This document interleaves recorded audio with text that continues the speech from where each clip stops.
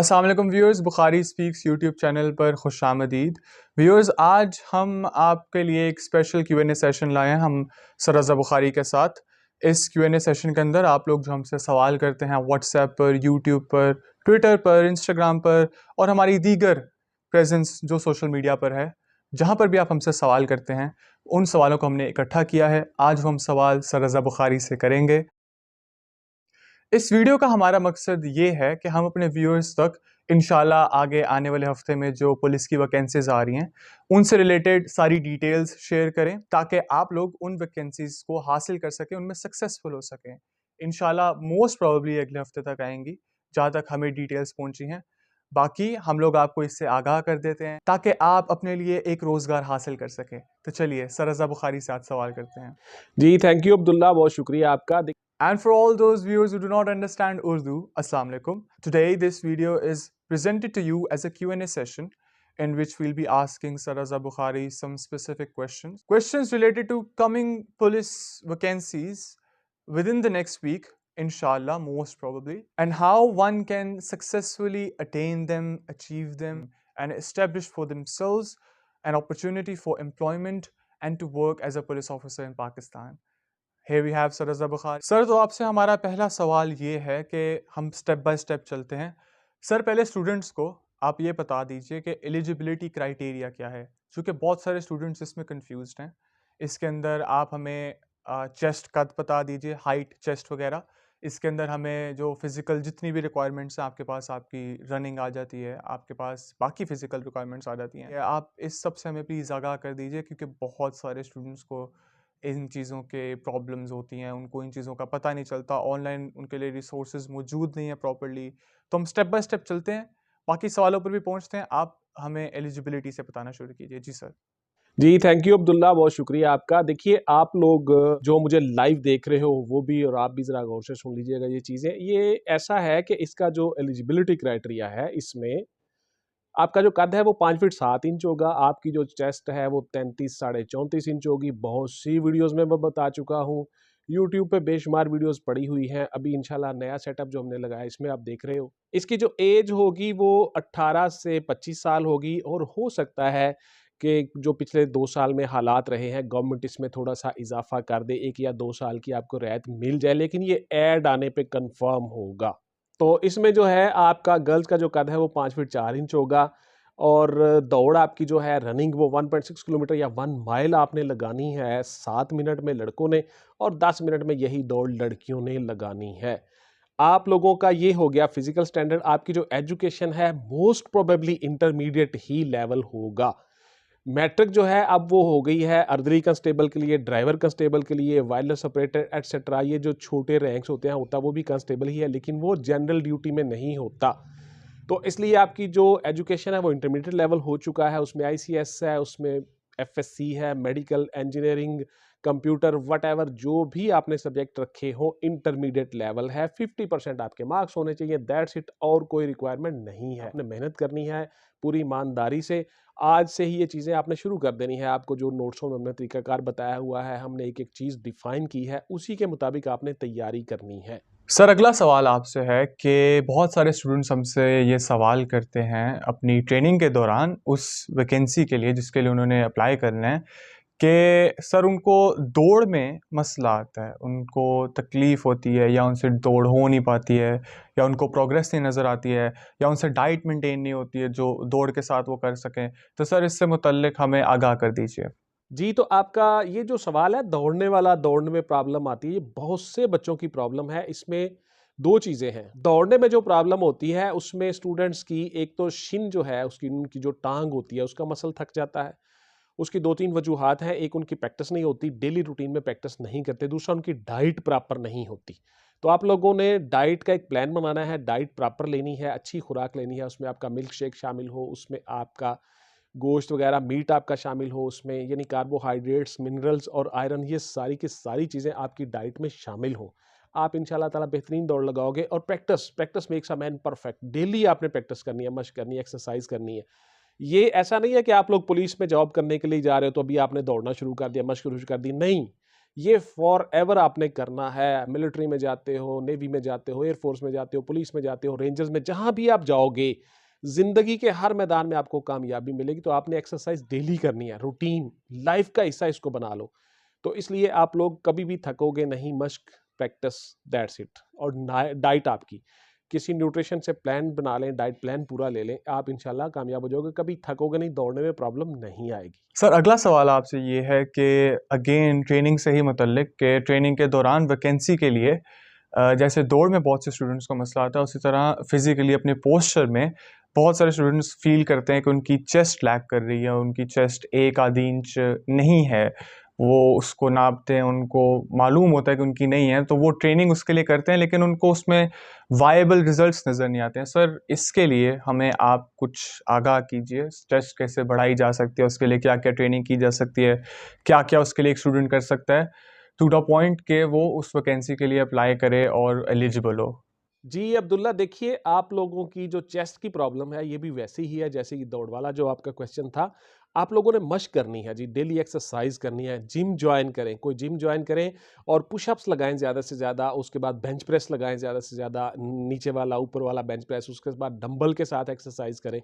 आपकी चेस्ट बढ़ जाती है, ज़्यादा हो जाती है। तो उसके साथ साथ आप लोगों ने डाइट प्रॉपर लेनी है, डाइट अच्छी खानी है और आपने डेली एक्सरसाइज करनी है, जिम जाना है। छाती आपकी जो है वो बढ़ जाती है, कोई इश्यू नहीं है। 1 इंच या आध इंच आपकी जो चेस्ट है वो महीने डेढ़ में बढ़ जाती है। और अभी ये वैकेंसीज अनाउंस होगी नेक्स्ट वीक इंशाल्लाह ताला, उसके बाद फिर आपके पास तकरीबन 1.5 से 2 माह होंगे। स्क्रूटनी होगी आपके डॉक्यूमेंट्स की, आपके डॉक्यूमेंट सबमिट होंगे, उसके बाद फिर आपको रोल नंबर स्लिप्स आएंगी, उसके बाद फिर आपका फिजिकल अनाउंस होगा। तो टाइम है आपके पास, आज से ही एक्सरसाइज शुरू कर दें, डाइट अच्छी लें, आपकी चेस्ट पूरी हो जाएगी, कोई इशू नहीं है चेस्ट का जी। सर अगला सवाल हमारा एकेडमिक्स से रिलेटेड है। सर यहाँ पर बहुत सारे स्टूडेंट्स को मसले मसाइल पेश आते हैं अपने रिसोर्सेज ढूंढने के लिए, तहरीरी इम्तिहान देने के लिए। सर उससे हमें आगाह कर दीजिए कि चूँकि आप हमारे पास आप जैसी एक रिसोर्स मौजूद हैं, लेकिन इसके अलावा आप क्या टिप्स दे सकते हैं इसके ऊपर कि तहरीरी इम्तिहान की तैयारी के लिए स्टूडेंट्स कहाँ किन किन रिसोर्सेज को ये इस्तेमाल कर सकते हैं, यूटिलाइज़ कर सकते हैं अपनी प्रिपरेशन के लिए? जी अब्दुल्ला, तो देखिए तहरीरी इम्तहान जो रिटन एग्जाम होता है, सामीन आप भी सुन लीजिए जो मुझे लाइव देख रहे हो यूट्यूब पे। बेटा तहरीरी इम्तहान में मैंने आपको डिटेल से हर चीज़ बता दी हुई है, बहुत सी मेरी वीडियोस पड़ी हुई हैं चैनल के ऊपर, आप लोग उनसे फ़ायदा उठाइए। हमने नोट्सों में एक एक चीज़ डिफाइन की हुई है, पूरे के पूरे 99 टॉपिक्स हैं, 100 टॉपिक्स हैं, उन टॉपिक्स को आपने तैयार करना है, सिंपल। अब वो टॉपिक सारे के सारे करंट इश्यूज से भी हैं, करंट अफेयर से भी हैं, आपकी एकेडमिक क्वालिफिकेशन से भी हैं, जो आपने स्कूल कॉलेज यूनिवर्सिटीज़ में रेगुलर तालीम हासिल किया उससे भी हैं, यानी तमाम चीज़ों को वो कवर करते हैं। आप लोगों ने वही सारी की सारी चीज़ें करनी है। नोट्स हमारे अवेलेबल हैं बहुत मामूली फ़ी के साथ, ऑनलाइन क्लासेस हैं। पहले 20 बच्चे ही हम रखेंगे, मैंने आपको बता चुका हूँ, उसके बाद हम एडमिशन नहीं करेंगे। हर महीने एक एक महीने का हम कोर्स करवाएंगे बच्चों को और उस 1 महीने में उसको तमाम चीज़ें बता देंगे, गाइडलाइन दे देंगे, उसके बाद वो चलना शुरू कर देगा। तो इसलिए आप लोग उसमें आ सकते हो, 20 लोग हर कोर्स में, 5 कोर्स हम शुरू करेंगे, उसमें डिटेल मेरी वीडियो आ चुकी है, वो आप देख लें। 20 लोगों को हम एडमिशन देंगे, उसके बाद फिर नेक्स्ट मंथ फिर से दोबारा से एडमिशन होंगे। तो नोट्स अवेलेबल हैं, नोट्सों में वो सारी चीज़ें हैं, गाइडलाइन है, वो भी आप ले सकते हो, उनसे फ़ायदा उठा सकते हो। तो तहरीरी इम्तिहान में आपने इस तरह से कामयाबी हासिल करनी है। अच्छा, उन नोट्सों के साथ एक बुक्स की फहरिस्त है, उस बुक्स की फहरिस्त के मुताबिक आपने वो बुक्स ले लेनी है और उन्हीं से तैयारी करनी है। उसके अलावा जो तरीकाकार मैंने बताया हुआ है, गूगल से, विकिपीडिया से सर्चिंग करनी है, आपने कैसे करनी है, कौन कौन सी चीज़ें कलेक्ट करनी है, करंट अफेयर्स, करंट इश्यूज क्या होते हैं, वो सारी की सारी चीज़ें भी आपने उन्हीं बताए गए तरीकों के मुताबिक तैयार करनी है। आप इंशाल्लाह कामयाब हो जाओगे जी। ये बच्चे अक्सर मुझसे पूछते हैं कि सर तहरीरी इम्तहान कौन लेगा जी, किस तरह होगा, क्या उसमें लोग होंगे, एटसेट्रा। तो देखिए आप लोगों को इससे कोई सरोकार नहीं है, कोई कंसर्न नहीं है आपका कि तहरीरी इम्तहान कौन लेगा। तहरीरी इम्तहान जो मर्जी ले भाई, आप लोगों ने दिन रात मेहनत करनी है, तैयारी करनी है। तहरीरी इम्तहान चाहे ओटीएस ले ले, पीटीएस ले ले, यूटीएस ले ले, एनटीएस ले ले या डिपार्टमेंट खुद ले ले, वर्चुअल यूनिवर्सिटी को कह दें, किसी फोरम को कह दें, इससे आपको कोई फर्क नहीं पड़ता। आपकी तैयारी कंप्लीट होनी चाहिए। तो आप लोग दिन रात मेहनत करो, तैयारी करो। ये डिपार्टमेंटल पॉलिसी है, अकॉर्डिंग टू डिपार्टमेंटल पॉलिसी वो किसको डिफाइन करते हैं, किसको देते हैं स्क्रूटनाइज करने के लिए कि ये मौजू कैंडिडेट्स हमें ढूंढ दें, वो जिस भी फोरम को दें वो उनका काम है डिपार्टमेंट का। आप लोग मेहनत करो, तैयारी करो, बस सिंपल ही। कम अज कम रोजाना 5-6 घंटे जरूर पढ़ना है पुत्र आपने। इसी तरह से फिजिकल करना है, सुबह या शाम का एक टाइम रख लो, एक्सरसाइज करो, दौड़ लगाओ, पुशअप, सिटअप, चिनअप्स लगाओ, आपकी चेस्ट भी बेहतर हो जाए, आपकी रनिंग दौड़ भी बेहतर हो जाए। और उसके साथ साथ तहरीरी इम्तहान की तैयारी करो। इंटरव्यू के ऊपर मेरी बहुत सी वीडियोस पड़ी हुई हैं, तमाम चीजें साथ साथ बताता जाऊंगा। और मोस्ट प्रोबेबली नेक्स्ट वीक ये वैकेंसीज अनाउंस हो जाएंगी। आज से ही मेहनत करना शुरू कर दो, आप इंशाल्लाह कामयाब हो जाओगे। सर अगला सवाल हमारा साइकोलॉजिकल असेसमेंट टेस्ट से रिलेटेड है सर, वो जो इसको हम नफ्सियाती टेस्ट कहते हैं।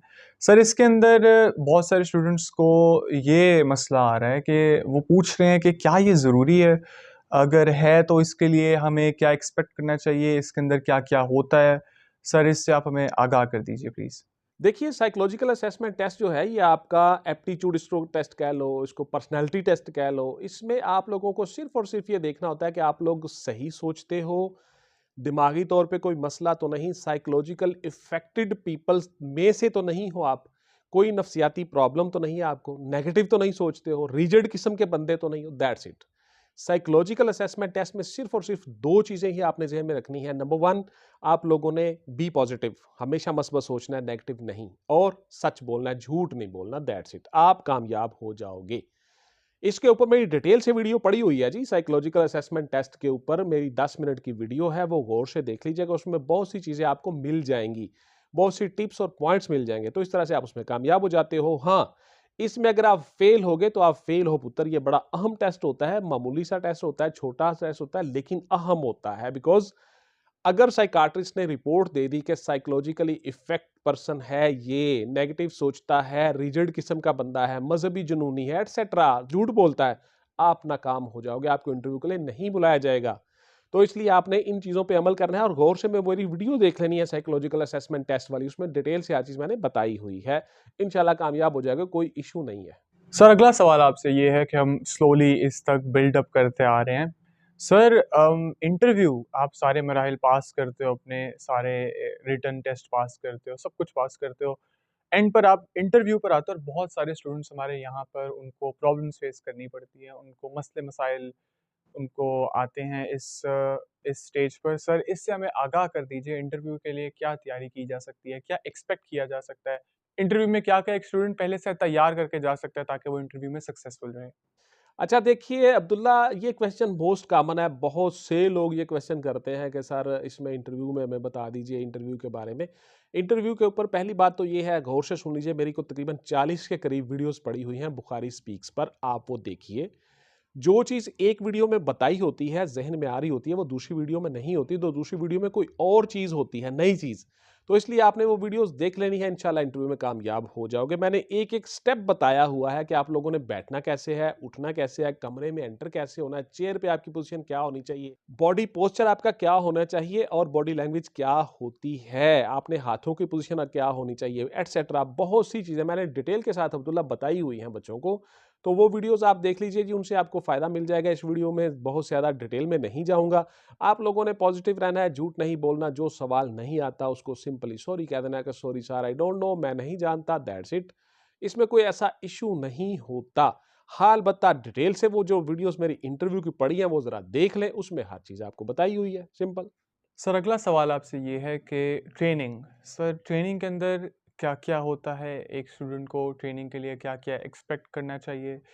ट्रेनिंग से ज़रा एक जनरल गो थ्रू करा दें हमें सर, ताकि स्टूडेंट्स जो इंशाल्लाह आगे आने वाले वक़्त में जो वैकेंसीज़ आएँगी उनको पास करके सक्सेसफुली ट्रेनिंग के जब वो एंटर हों उसके लिए तो क्या एक्सपेक्ट कर सकते हैं? क्या-क्या उनको तैयार होना चाहिए, किन-किन चैलेंजेस के लिए? सर इससे स्टूडेंट्स को ज़रूर आगाह कर दें क्योंकि इंशाल्लाह बहुत सारे स्टूडेंट्स सक्सेसफुल होंगे आगे आने वाली वैकेंसीज़ में। जी सर। जी, तो देखिए ट्रेनिंग जो है आपकी, चूँकि ये लास्ट मरहला होता है, जब आप सेलेक्ट हो जाओगे तो इंशाल्लाह ट्रेनिंग के ऊपर भी आप जाओगे ज़रूर, सब कामयाब होंगे। ट्रेनिंग के ऊपर मेरी वीडियोज़ पड़ी हुई हैं, वो भी आप देख सकते हैं। सिंपली आपको बता देता हूँ, 6 से 9 माह की आपकी ट्रेनिंग होती है। उस ट्रेनिंग में आपके 3 किस्म के काम होते हैं। फर्स्ट ऑफ ऑल आपका फिज़िकल होता है, जिसमें आपकी पीटी और परेड होती है सुबह के टाइम और एक परेड होती है शाम के टाइम। ये हो गया आपका फिजिकल का इवेंट। उसके बाद आपका होता है लॉ में आप लोगों ने वो चीजें पढ़नी होती हैं जो पुलिस के लिए जरूरी हैं। पीपीसी है, सीआरपीसी है, criminal procedure code, civil procedure code और एविडेंस एक्ट, पुलिस रूल्स, और उसके साथ साथ पुलिस प्रैक्टिकल वर्क। ये चीज़ें आपने पढ़नी होती है। उसके बाद आपको फायरिंग और वेपन हैंडलिंग सिखाई जाती है, यानी कि एक पुलिस अफसर जिस तरह से मुजरमों के खिलाफ या क्रिमिनल्स के खिलाफ एक्शन लेता है, वो सारी की सारी चीज़ें आपको बतानी होती हैं। ये 3 आपके काम होते हैं। ट्रेनिंग आपकी होती है 6 से 9 माह। अप्रॉक्सिमेटली आपको 7-8 माह में फ़ारिग कर दिया जाता है, मैक्सिमम 9 माह तक हो सकते हैं। उसके बाद आपकी पोस्टिंग हो जाती है, आपको वापस डिस्ट्रिक्ट में बुला लिया जाता है और इस तरह से आप एक पुलिस ऑफिसर बन जाते हो। यूनिफ़ॉर्म सिखाई जाती है, डिसिप्लिन सिखाया जाता है, दैट्स इट। ईज़ी ट्रेनिंग होती है, कोई मुश्किल नहीं होती। उसमें तकरीबन सारे बंदे पास हो जाते हैं। शुक्रिया सर रज़ा बुखारी। और इसी तरह व्यूअर्स, हमारे इस प्रोग्राम का इख्तिताम आता है। स्टूडेंट्स, यहाँ पर हम आपको आगाह करते चलें कि इस प्रोग्राम का मकसद हमारा ये है कि हम अपने पाकिस्तान की यूथ को दिखा सकें कि कितना सिर्फ आसान नहीं बल्कि स्मार्ट वर्क के थ्रू कितना आपके लिए एक मज़ेदार प्रोसेस है ये, जिसके थ्रू आप अपने पूरे के पूरे लाइफस्टाइल को बदल सकते हैं। जहाँ पर आप सर रज़ा बुखारी को सिर्फ ये नहीं कहते हुए सुनते कि आप अपनी फ़िज़िकल ट्रेनिंग सिर्फ 1 दिन 2 दिन की करें, अपनी वैकेंसी तक के लिए या जिस पोज़ीशन के लिए अप्लाई करें, नहीं। इसको अपने लाइफस्टाइल का हिस्सा बनाइए। ये ज़रूरी है आपके लिए, आपके अपने किरदार के लिए, अपनी प्रेज़ेंटेशन के लिए। इसी तरह दोस्तों, मिलेंगे आपसे अगली वीडियो में। तब तक के लिए अल्लाह हाफ़िज़ एंड टेक केयर। पाकिस्तान ज़िंदाबाद। जी, thank you very much Abdullah, बहुत शुक्रिया आप लोगों ने हमारी आज की वीडियो में हमारा साथ दिया और पूरी टीम का बहुत शुक्रिया, हमारे कैमरामैन, हमारे एडिटर्स, तमाम लोग, पूरी टीम का बहुत शुक्रिया। आप लोगों ने हमें असिस्ट किया और आप लोगों की वजह से ही हमारा ये चैनल चल रहा है। व्यूअर से यही इस्तदा है, यही रिक्वेस्ट है। आप लोग हमें ज़रूर बताइएगा जी हमारे सेटअप के मुतल्लिक और फिर हम इस तरह के नए-नए तजुर्बे करते रहेंगे और आपको मुख्तलिफ़ चीज़ें दिखाते रहेंगे। इसी तरह से हमारे एजुकेशनल व्लॉग्स भी आएँगे, जो मैं बाहर निकलता हूँ तो वहाँ देखते हैं गाड़ियों में कहीं पे, किसी जगह पे हम किसी अच्छी पार्क में और इस तरह की बहुत सी वीडियोज़ हम बनाते रहेंगे आपके लिए। तो इसके ऊपर मेरी वीडियोज़ आती रहेंगी इंशाल्लाह, कांस्टेबल की तमाम मराहिल की वीडियोज़ आ जाएँगी, देख लीजिएगा। Thank you very much. बहुत शुक्रिया अब्दुल्ला आपका, थैंक यू।